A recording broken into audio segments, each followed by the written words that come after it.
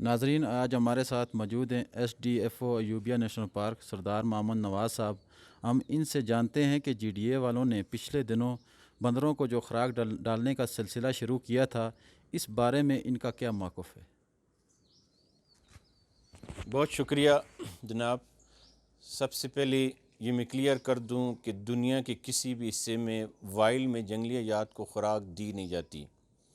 وہ غذائی زنجیر کے ذریعے ایک دوسرے پہ ڈیپینڈنٹ ہوتے ہیں، اور جہاں تک گلیات کا تعلق ہے، یہاں پہ ایوبیہ نیشنل پارک ہونے کی وجہ سے گلیات کا جو مالیاتی نظام یا ایکو سسٹم ہے وہ بالکل انٹیکٹ ہے۔ ایوبیہ نیشنل پارک اور ملکہ جنگلات کا مالیاتی نظام مکمل طور پہ انٹیکٹ ہونے کی وجہ سے یہاں پہ جو جانور پائے جاتے ہیں ان کی غذائی زنجیر بھی متوازن ہے۔ ایوبیہ نیشنل پارک دنیا بھر میں متوازن مالیاتی نظام رکھنے کی وجہ سے بھی شہرت رکھتا ہے۔ ایک انٹیکٹ مالیاتی نظام میں تمام جاندار غذائی زنجیر کے ذریعے ایک دوسرے پہ انحصار کرتے ہیں، اور جہاں تک بندروں کا تعلق ہے، یہاں پر سیاحوں نے بندروں کو غذا دے کر اپنی طرف مانوس کیا ہے، اور اس کی وجہ سے وہ سیلفیاں بناتے ہیں اور تصویریں بناتے ہیں۔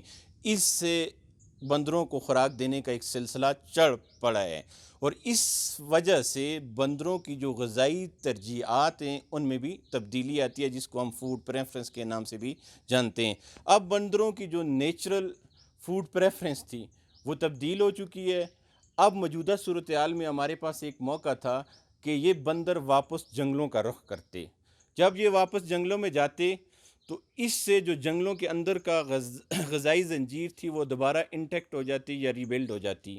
تو ہم نے دوبارہ مصنوعی طریقے سے ان کو خوراک دی ہے، اور دوبارہ وہی سلسلہ مصنوعی شروع کر دیا ہے، جو انتہائی غیر سنجیدہ عمل ہے۔ یہ تو ایک تو جی ڈی اے والوں کی اس میں کوئی ایکسپرٹیز نہیں ہے، نہ اس کام میں وہ پروفیشنل ہیں۔ انہوں نے ایک اپنی شہرت حاصل کرنے کی وجہ سے یہ کام کیا ہے۔ اس کے بارے میں ہم نے ان کو ڈپارٹمنٹ نے لکھ بھی دیا ہے کہ آپ یہ غلط کر رہے ہیں۔ جب بندر جنگلوں سے سڑکوں پہ آتے ہیں، وہاں سے آبادیوں کا رخ کرتے ہیں، نہ وہ صرف آبادیوں کو نقصان بھی پہنچاتے ہیں، اور جنگلوں کے اندر کی جو غذائی زنجیر ہے وہ بھی ٹوٹ جاتی ہے۔ آپ کو پتہ ہے کہ اس گلیات کا جنگل اتنے گھنے ہیں، وہاں پہ اتنے فروٹس پلانٹس پائے جاتے ہیں، جنگل کے اندر جو نیچرل ایکو سسٹم میں ان کی جو غذائی زنجیر ہے، اس غذائی زنجیر میں جو ان کی غذائی ترجیحات ہے وہ پائی جاتی ہے۔ اور جو جی ڈی اے کا یہ اقدام ہے کہ ان کو جنک فوڈ دے رہے ہیں، پاپڑ دے رہے ہیں، جوس دے رہے ہیں، یہ انتہائی غلط ہے۔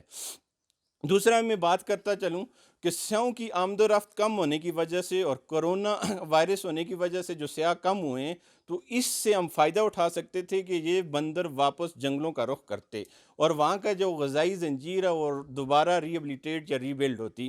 تو اس سلسلے کو ہم نے کامیاب ہونے نہیں دیا جی ڈی اے کی مداخلت کی وجہ سے، تاہم یہاں پہ ایک فل فلیج ڈپارٹمنٹ کام کر رہا ہے۔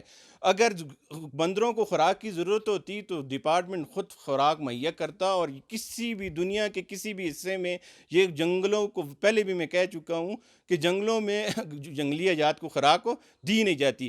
جب سے جی ڈی اے کی ہم نے اصلاح شکنی کی اور لوگوں کی اصلاح شکنی کی، تو یہ بندر سڑکوں سے جنگلوں کی طرف رخ کرنا شروع ہو گئے ہیں۔ آج کل آپ سوشل میڈیا پہ دیکھ سکتے ہیں کہ افریقہ کے بھی جنگلوں میں جانور روڈوں پہ پڑے ہیں، روڈوں کو کراس کر رہے ہیں، دیکھے جا رہے ہیں، سوشل میڈیا پہ کلپ وائرل ہو رہے ہیں۔ کیا وہاں پہ کرونا کی وجہ سے خوراک کم ہو گئی ہے؟